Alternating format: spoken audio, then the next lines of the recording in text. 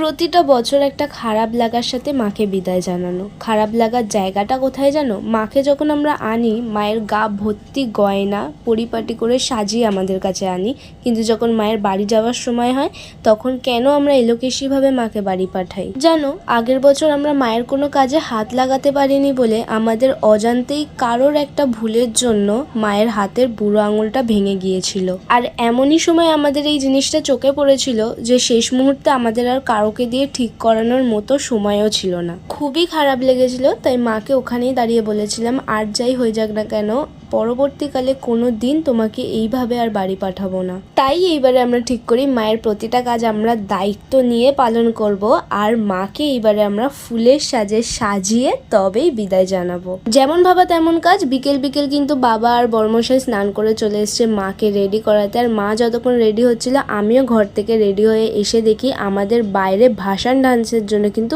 ভালোই তোড়জোড় চলছে। ওরা এদিকে রেডি করতে করতে মায়ের ওইদিকে সব বরণের কাজও শেষ হয়ে গেছে, তাই আমরা চলে আসি ভাসান ডান্স করতে।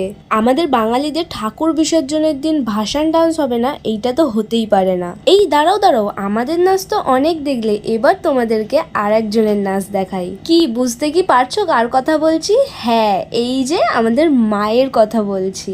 আজ যত বছর পুজো হচ্ছে এরকম কোনোদিনও হয়নি যে মাকে নাচানো হয়েছে, তবে এবছর থেকে আমরা ঠিক করেছি, আমরা না, হয়তো মাই চেয়েছেন আমাদের সাথে মাও নাচ করবেন।